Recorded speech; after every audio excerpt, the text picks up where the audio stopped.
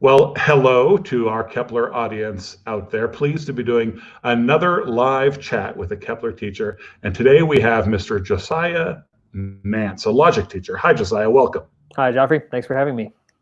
My pleasure, our pleasure. So you are teaching one course this coming term, introductory and intermediate logic.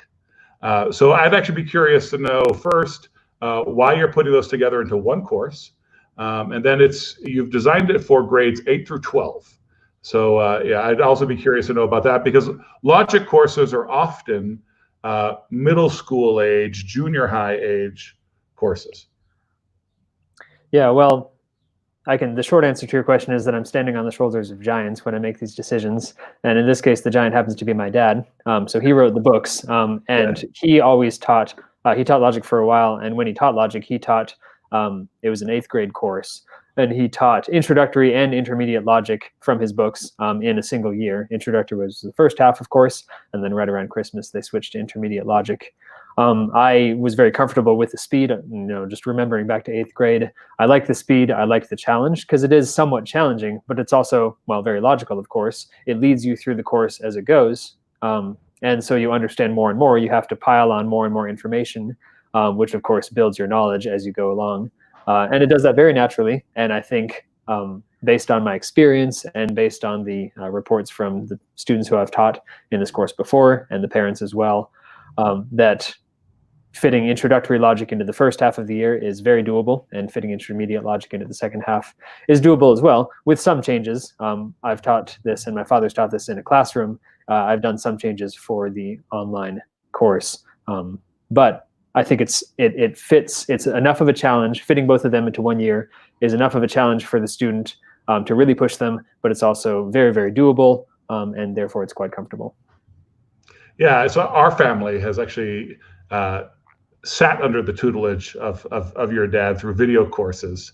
So now you're taking it to the next level, doing live online classes. Mm-hmm. Now, for someone who is maybe new to classical education, what does a logic class look like? Bearing in mind that logic is the name of an entire stage of classical education. So to a newbie, what does a logic course look like, and what place does it hold in our classical education universe? Yeah, it's a good question. So logic, starting out at the basics, logic is the art and science of reasoning well, which means it's the science of reasoning. And so it's learning the structure of reasoning, of making conclusions, taking premises in our brains and forming a conclusion. This is true, therefore what? What can we conclude? That's the science side of it. And then logic is also the art of reasoning well, which means it's using it creatively to express truth, as I believe all art is. If art is the creative expression of truth, which is one of the many, many definitions given art over the last several thousand years, because it's really hard to define, that's my favorite definition, the creative expression of truth. If that's what logic is, and I believe it is, then we can use it creatively, we can use it well, we can use it as Christians to glorify God, to express truth. So that's what logic is. It's basically reasoning. It's the art and science of reasoning. And the reason why this is taught in a classical education at the grades that it's taught is because that's about the age when students, 8th grade, 7th grade, 8th grade, is about the age when students start to really start unlocking these faculties of reasoning. One of the more noticeable results of that unlocking of faculties is that they start to ask why a lot more. Instead of taking in facts, which 1st through 6th graders are very happy to take in facts. I remember as a 5th grader, I still remember learning Coleoptera as the name of the beetle family, or rather, is it order? Anyway, the beetle category in biology. And I just remember Coleoptera. And that's just, for some reason, whenever I think of learning facts in the elementary school, that's what I think of, is like Coleoptera, and also lots of other facts, but I still remember that one. And so that's the fact stage, right? That's the, I think, Dorothy Sayers calls it the poll parrot stage, where they like to take in information, they love to chant it, they're like parrots, and not a derogatory way. They just really like to talk, and they like to express themselves through facts. And then all of a sudden, 7th grade hits, and 8th grade, and they start to ask why, and they start to want to reason things, and to start to figure out, hey, no, your argument's false, and they start to argue with each other, they start to argue with the teacher, and with their parents, and that's not necessarily a bad thing. Of course, it can be used wrongly, but argument itself, the ability to argue, is something that is supposed to be unlocked around that age. And if done rightly, if taught properly, it can be used very, very well. So that's what logic is for. It's the art and science of reasoning, making conclusions well. And students, if when taught properly, students can use what they learn to learn how to reason well. And now the reason this stage is called the logic stage, because that's one of the 3 stages of, of whatever, the 3 stages of learning when throughout a child's education, is because that sort of concept envelops the entire stage. You can use logic in science, you can use logic in art, of course, you can use logic in mathematics, and you can start to see how logic, the idea of reasoning well, starts to play into every other category. And a classical school done properly, I think, would be using and displaying logic throughout all the other courses around that same age as well. And so they're teaching logic not just in logic class, but also teaching logic in their math class and explaining why mathematics is logical. And then teaching logic in science, which is more difficult to do. Obviously, some subjects are more directly connected to logic than others. But teaching logic in a science class and in history and all these other classes around the ages of 7th and 8th grade, not unlike theology, should be taught all the time, not just in Bible class, but throughout every single class, some more directly than others. Right. When we talk about, kids developing in a grammar, logic, and a rhetoric progression, but every subject really also has a progression like that, right? So you talk about theology, and there's the grammar of theology, or there are grammars of theology, and then a logic and a rhetoric. So, learning logic, like studying rhetoric or studying grammar in grammar school, right? You're learning the bones of how everything works and of how you can think your way through everything. Yeah, that's another great way of putting it. Yeah, absolutely. So our biology teacher, one of our biology teachers, has piped in on the Coleoptera thing to tell us that it is, in fact, an order. An order. Aha. Thank you. So now we know. Thank you, Wesley. So what would the class be? That's a class insecta order Coleoptera. I'm getting it. Yep. Phylum Arthropoda. I'm on track now. Thanks, Wesley. Nice. Yeah. So grammar school was a profitable time for you. Yeah, I learned one thing. I learned a lot more. I just remember that one. Would you repeat for us that favorite definition of art of yours? My definition is the creative expression of truth. Yeah. And so, your use of the word creative there, I found interesting. Well, first of all, because a lot of people will use the word creative derogatorily, right? Creative accounting, for example, right? So I think a creative truth would be a phrase that would, or the creative expression of truth would be a phrase that might raise some alarm. And I'd like to visit that, but before that, just kind of commenting that you are a logic teacher for Kepler and elsewhere. You are also a graphic designer, and you have your own graphic design company, Designosaur. I'd like to talk about design a little later on here, but so you are actually a creative sort. But as a logic teacher, how do you come to terms with creativity? I'm not sure what question I want to ask. I just want to wrestle with that word. Yeah. How do I come to terms with creativity as a logic teacher? Or like if I objected to creative expression of truth, how would you answer that? Yeah, well, first of all, I'd like to clarify, Designosaur was an idea. I think it may be taken at this point, and I haven't yet bought the domain name. So those of you that are listening, I don't know if it's Designosaur. That's in the air. I like the name. We'll have to get it off your profile. Maybe I should change that. Right now, we're just a Joey Nance Design, which is open and it's there. It's clear.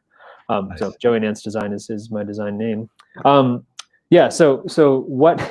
How do I combine creativity and logic? How do I think? How do I wrestle through those two things? That is, in a way, asking how do I think about everything, which is really, I guess, what you're asking. I think creatively. I think like an artist, and not everybody does. In my mind, this may not be true, but in my mind, I kind of think that everybody, there's maybe like 10 to 15 categories of ways that people think. Artist is one of them. Logician would be another. Scientist would be another. Theologian would be another. You can sort of categorize people like this. Again, it might be a little bit simplistic, but it helps me to think that way. And it certainly helps me to think of myself as an artist, which means I'm always looking at the materials I have in front of me and thinking how to use them best to display something beautiful. I guess that'd be a good way of putting it. Yeah. How do I use what I have in front of me to display something beautiful? And again, not everybody does this primarily. I think everybody thinks in this way in some way. We all have some measure of creativity, even those of us that claim that we don't. But primarily, that's how I think. Some people, like my friend Chris, I think I've spoken through this whole idea of the different categories of brains with him. I figured out, I'm pretty sure he thinks like a scientist, which means he thinks in terms of order, and he's trying to put everything in order. And he loves the order of the natural world, which is what one way of defining science is the organized knowledge of natural phenomena. And he loves that. And that's why he loves medicine, which is what he's going into. But he doesn't primarily think like an artist. I think I do primarily think like an artist, which is why my career is primarily in graphic design and art right now.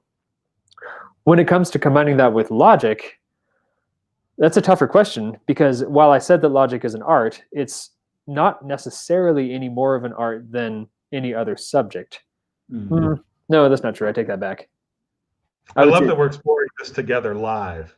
Yeah, no, it's interesting. I mean, because this is, of course, a very, very big question, and trying to figure this out live is quite a challenge. So logic is definitely an art. I would say it's more artistic than some subjects, but there's no direct connection besides the fact that logic can be used as an art as well. Logic should be used creatively to express truth.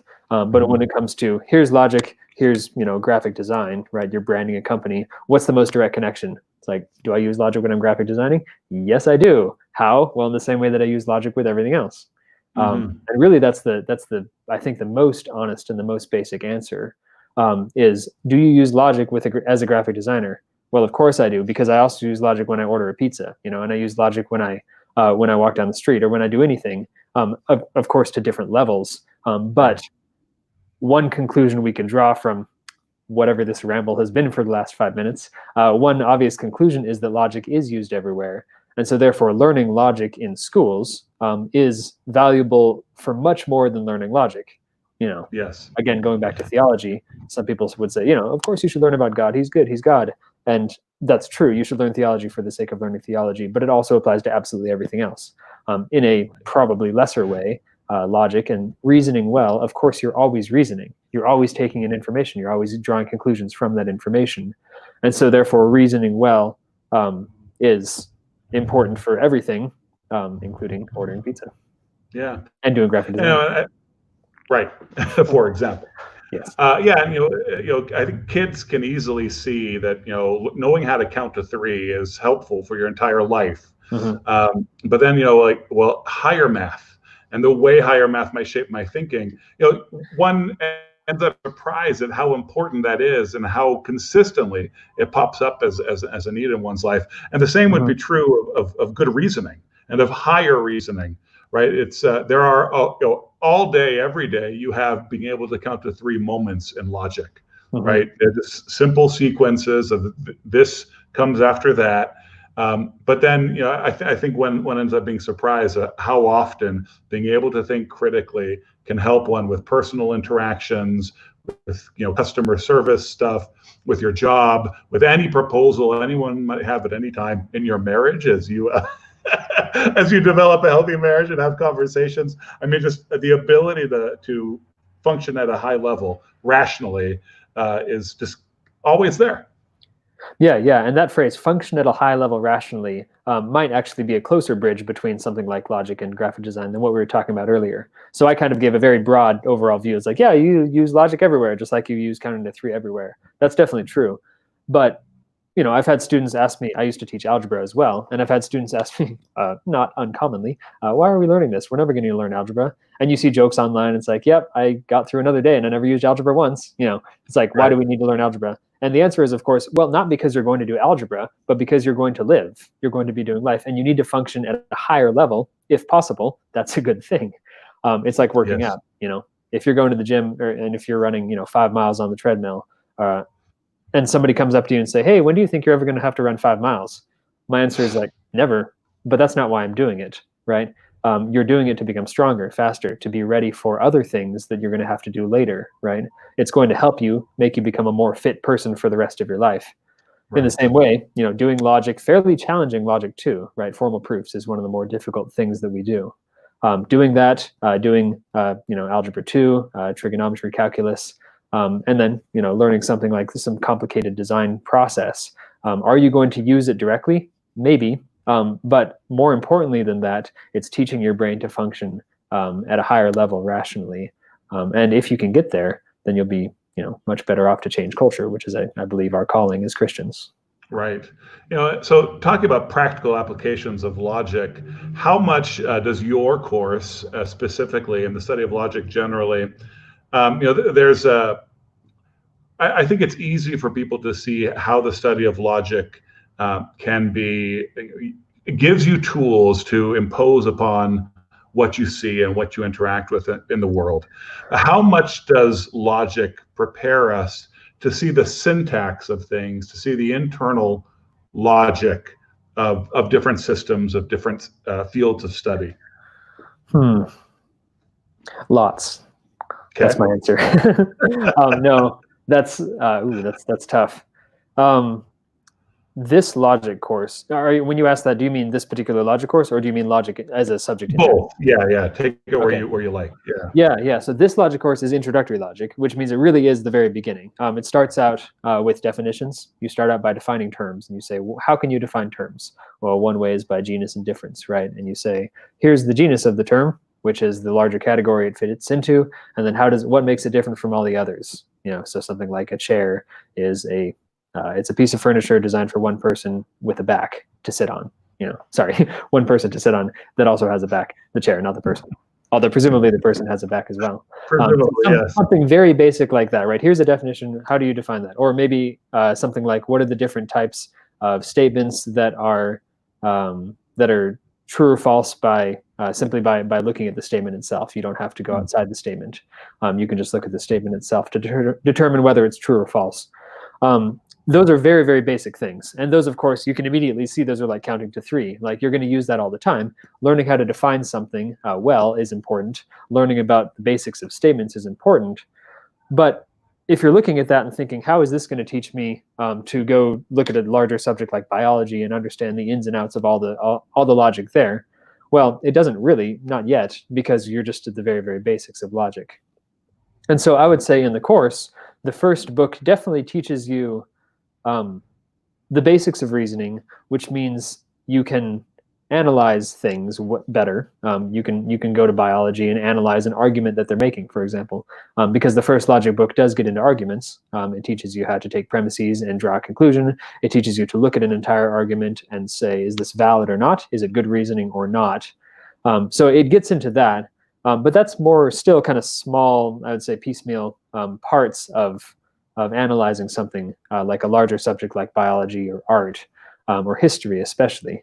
Could you analyze history better after taking the first half of my logic course? It's like, yeah, you could, but it'd still be fairly small stuff because it's just teaching you the very basics of logic, of arguing well. But getting into the second half, the intermediate logic, that definitely gets into more of the parts to a whole type of reasoning, where you're having to take in a lot more information, including the stuff that you learned, a lot of the stuff that you learned in the first half. And you take that, and then you also learn a lot more. You learn all these rules. You have to analyze arguments using these rules as well. And all of a sudden, it starts to get a much more intricate weave. And that's teaching you, and sometimes without you even realizing, that's teaching you, when I say you, I mean the student, how to look at the parts of something and conclude the whole, or how to understand the whole based on the parts. I think it was Socrates, one of Socrates' writings, which I guess would be Plato. Somebody intelligent like that, it might have been Plato, who in one of his dialogues has a character say, if I could meet a man who understands all of the parts and can see the entire whole, I would bow down and worship him like a god. I'm probably messing that quote up. And first of all, I don't think you should do that. But his point is, there is something about seeing all of the parts and all the whole at the same time. And and if you can do that, then you will be the smartest person in the room, because that's kind of, in one way, that's the entire goal of logic and rhetoric and lots of other courses. Looking at it from a different perspective, obviously that's not the final goal, but in one way, that's the ultimate goal of reasoning is to be able to see the parts and see the whole and conclude what you're trying to conclude. And I would say, in general, the course that I teach, the first introductory logic and then the second half intermediate logic, almost in the background, but at the same time, it's everywhere. It's teaching you to take the parts and be able to look at all the different parts and be able to look at the whole and keep the final giant goal in mind, while at the same time keeping all the little details in mind, which I particularly found interesting because that also applies very, very much to art and doing a drawing or a design. Yeah, and the idea of objectivity comes from that dream of being able to apprehend the pieces or to apprehend the whole, right, and to get outside just the pieces. So, but yeah, let's talk about your love for design and art. And one of the purposes of these lives is to get to know the teachers. So get to know your logic teacher, Mr. Josiah Nance. You're a graphic designer. You went to England to study for a while. This is kind of a new stage in your life. How did you go from being, so you're still a school teacher, obviously, but in talking to you off camera, I know that in your mind you went from being a school teacher to being a graphic designer. How did that happen? Yeah. Or more accurately, I went from being a scientist to being a graphic designer. And science, yeah. I graduated New St. Andrews College in 2014. And when I graduated, or before I graduated, I'd actually already been hired as a school teacher down in Baton Rouge because I loved science. Yeah, so I guess the story has to start the year before, or really when I entered NSA in the first place. New St. Andrews is a liberal arts program, and it teaches a lot of humanities. That's what it focuses on, and it's really, really good at teaching those humanities. Whether the students are all really good at learning those humanities is a different question. I was fine. I was a pretty good student, but I am definitely not the natural humanities student. With languages or history or theology. I really pushed myself in those areas. I was really glad that I did, and I was really glad that I was going to New St. Andrews in the first place, because of course I would never have pushed myself in those areas otherwise. So it's good that I learned those. And I was good, But throughout my time at NSA, I kind of became known as the science guy, the math and science guy, because there weren't a lot of those. Most of the students at NSA were the humanities types.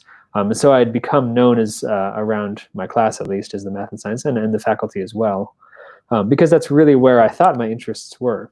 Specifically, astronomy and biology were two of my biggest interests in science, and I was pretty good at math as well. My father also taught math, and that's just kind of how my brain works in a lot of ways. So when the guy called New St. Andrews and said, "Hey, do you have any graduates who'd like to teach at our school?" It's a science position, but he liked the school NSA. He actually went to NSA. The guy who was starting this other school, he liked NSA a lot, and so that's why he called our school. And they said, "Yep, we got this guy Josiah. He's kind of a math science guy. He's not as well. I don't know what they said, but I imagine them saying something like, he's not a humanities guy. He's a math science guy. So try calling him." So the headmaster of the school down there actually called me, and I'd met him before when he was up in town.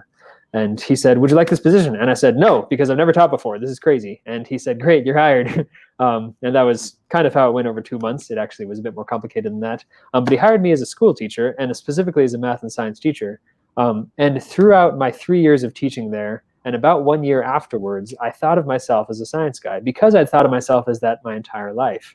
I always loved astronomy, and because of that, I always kind of loved other sciences, flight. I loved aerodynamics and all that sort of thing, just the way things worked, kind of thinking like an engineer. I just tended toward that. And when I was teaching at the college, of course, that was only amplified, because that's what I was teaching, or excuse me, teaching at the high school down in Baton Rouge, that was only amplified. And then I came back to Moscow and continued to teach. I actually taught for Roman Roads, taught logic and astronomy and rhetoric. I think those are the main three. And I taught that for 2 years, still at this time thinking that I was a teacher, a scientist. That's what I was. That's who I was at my core, if you will, not to be too cheesy. And throughout my second year of teaching, I had a conversation with my friend. This is Chris, who I mentioned earlier, the scientist.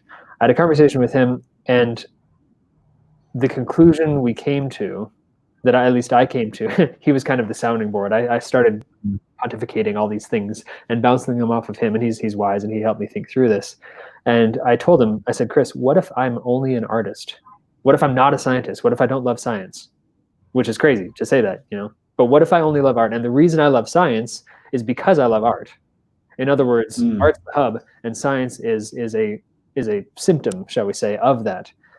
And I think that that's true, or at least I think it's true enough that thinking that way helps me think through myself, if you will. Because I love astronomy because it's artistic, not because it's science. I don't care. Well, sorry, Chris, but I don't care about the ordered knowledge of natural phenomena. That's not where my love lies. My love lies in the creative expression. And look at astronomy. I mean, look at the moons of Jupiter or the moons of Saturn. Look at the different planets and the different looks and feels that every planet has. I mean, compare Mars to Jupiter. They're so beautiful in their own way. And I was appreciating all my life. I was appreciating the beauty of planets and of other things in astronomy too. Black holes are really cool. Neutron stars are really cool. Sure. But it was really the planets and their moons that got me. And without realizing it, I had fallen in love with the beauty of astronomy, not the science of it. And the same thing with biology. I mean, I love lizards. I still do. I love lizards and I love snakes. I love dinosaurs.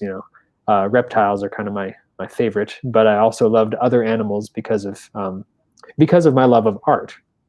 It's my love of beauty that caught me and really sold me on those subjects.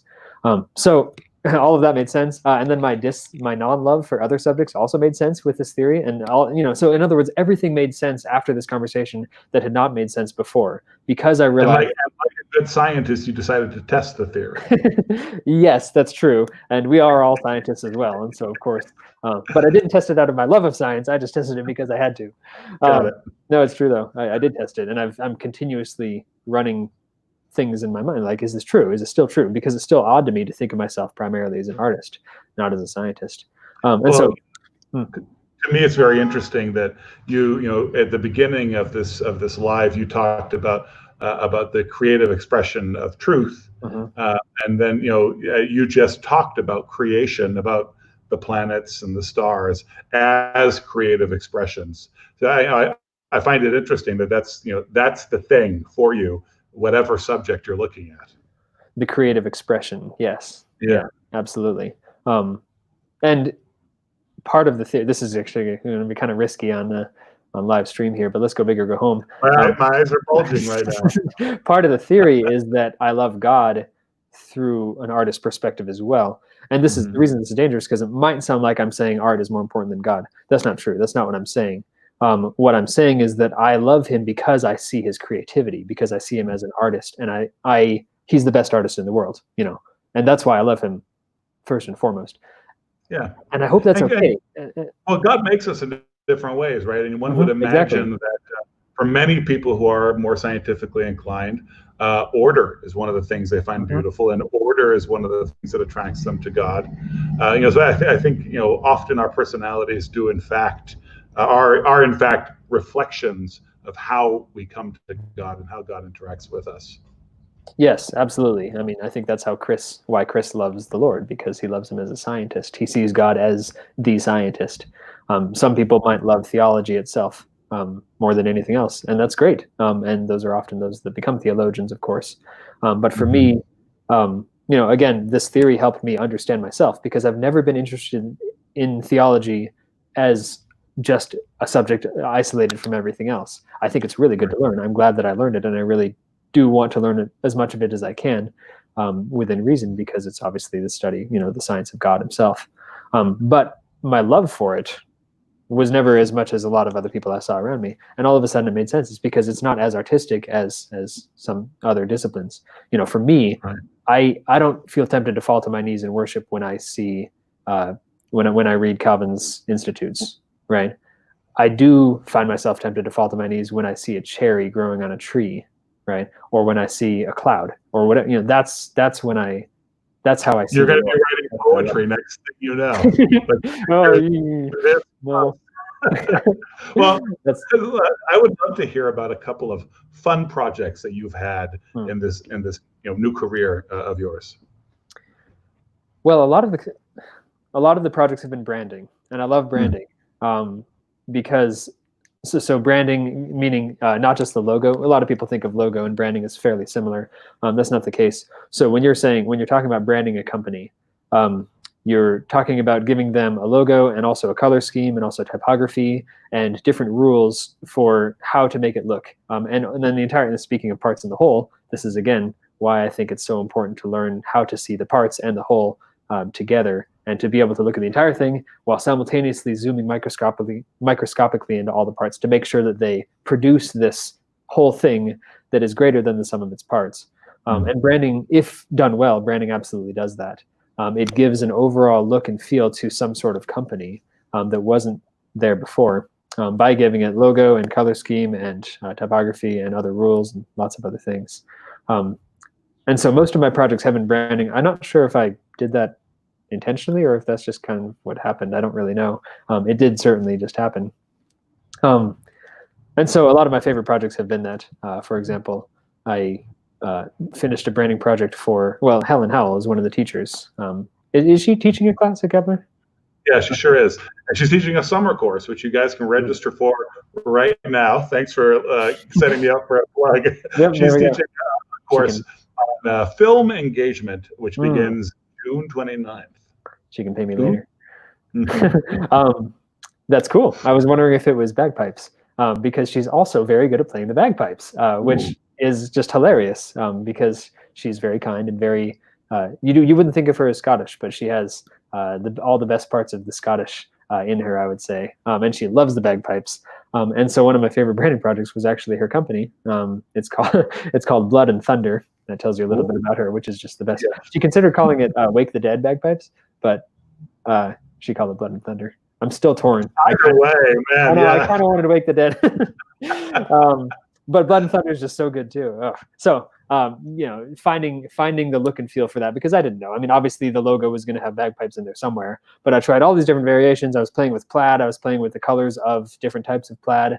I was looking at sort of zooming in onto a part of a bagpipe, or maybe looking at somebody carrying a bagpipe, or all these different shapes, and just trying different types of badges, different types of logos. And honestly, one of the reasons this is one of my favorites is because at the beginning, so this is the case with every design project. At the beginning of each one, you're thinking, I don't know if I can do this. I could totally crash and burn. The client could just say, why are you even trying to do design? You're a terrible designer. And I could just hang my head, I might have to just quit and hang my head in shame. That feeling is there for every single project. And I wonder, honestly, if it's there for the rest of the designer's life. Do people who've been designing for 30 years still feel that? Because I certainly do. And I've been doing it for 6 months. Anyway, so I felt that, and I was doing these logo variations, and I thought, they're okay. I'll send them to Helen and see what she thinks. And of course, I'm doing my best, but I'm still not seeing the end. I'm not seeing the whole. I can only see the parts. And I sent them to Helen, and she, in her wisdom, said, "Hey, I like this. Give me this part of this logo and this part of this logo, and let's see what we can get if you kind of include it with or combine it with this little thing over here too." So I did, and as soon as I did that, it worked. And so kudos to her for sure. And I got this logo, and from the logo came the color scheme and the other typography and the other types of graphic design, including these mountain shapes that she can use that sort of get the ruggedness of Scotland across. And the whole thing, just the look and feel of the whole thing really, really did evoke, I think, the ruggedness and the beauty of the northernness of Scotland. I guess northernness, which is something I'm very fond of overall, was one of the biggest reasons why I like this particular project. So there's one of them, Blood and Thunder bagpipes. I guess you can see the designs on my Instagram, Joey Nance Design. I don't know if she's got anything official yet. I would point you there. But I'll tell you this, listeners, if you want to learn bagpipes, learn them from Helen. She knows her stuff. And check out Joey Nance Design on Instagram for sure. I feel like I've already plugged that too many times. I should stop. Well, that's why I threw that in there. That's cool. You did a little map of the town that we live in. I just moved to Moscow, and I saw that hanging on someone's wall. Who did that? Oh, Josiah Nance did that, and I thought it was super cool. I asked you about it. You told me that people here were fans. I think it was just something you just kind of threw together, and but it struck a chord. People from here ended up loving it. Yeah, that was a completely different project. Definitely more on the art side of things than the design side of things. Right. But that was for an auction for Logos School, is a school here in town. A lot of you know about it. Logos was doing an auction, and they asked me if I could donate something, which I have in the past. And I said sure, and I was going to do something else, and ended up, I think, sort of last minute, making a pirate map of Moscow. Basically, what would it look like if the city of Moscow was, on a galleon, at the bottom of a pirate galleon in the 1700s, stained with all these things. How would that look? And so I made it, and I put it on Facebook and said, hey, would anybody want prints of this before I give it to Logos? And there was a decent response. And so I think what you said is true. People liked it. It definitely was a new way of loving their town, of looking at their town. And so one of my favorite projects I've done to continue answering that question, which I could totally continue answering for the rest of this, like 3 hours or something. Just talk through every single project. I could go on and on, but I won't, because stay tuned for the next 3 hours, everybody. People, you're gonna have to get some chips or something. No, so that was also one of my favorite projects, was the pirate map of Baton Rouge. I did the Moscow one at first, and then this headmaster at the school that I used to work at in Baton Rouge saw it, and he said, hey, can you do it for Baton Rouge? We've got an auction coming up too. And I said, absolutely, count me in. And so I got to just make I love the nautical aesthetic. I got to make a pirate map of Baton Rouge, and that's also on the Instagram. And a pirate map of Moscow, Idaho is one thing. It's novel and it's cute and it's funny. A pirate map of Baton Rouge, no matter how humorous, is still a real pirate map, because it's pirates, No, it's true. And the thing is, my friends and I have discussed making it, even more applicable cities than Baton Rouge, like New Orleans would totally work. I think there's somewhere down in Florida, it's like the pirate center of the world. I forget what it's called. But absolutely just continuing to do this, and then perhaps selling prints to those cities as well. Yeah, cool. I considered calling it City Me Timber. I don't know if we might go with a different name, but I'd like to actually get this started as well sometime, selling pirate maps to cities. Cool.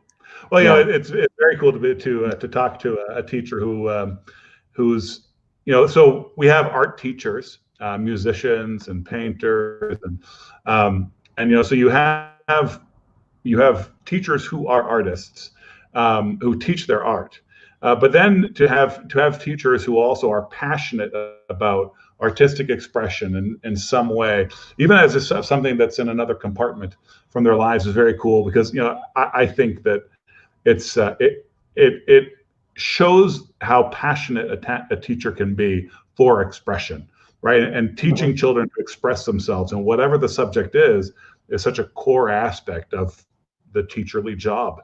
And then to see that someone goes out and does actually care for expressing themselves, to me is quite meaningful. So I congratulate you, sir. Well, thank you. And what you said kind of in yet another way combines logic and art, because like I said, I am primarily an artist, but I care very, very much about the expression of truth, the creative expression of truth, and which is part of the reason I care about logic. Again, not that logic is most obviously artistic. It's really not. When you look at it at first, you don't think of it as an art.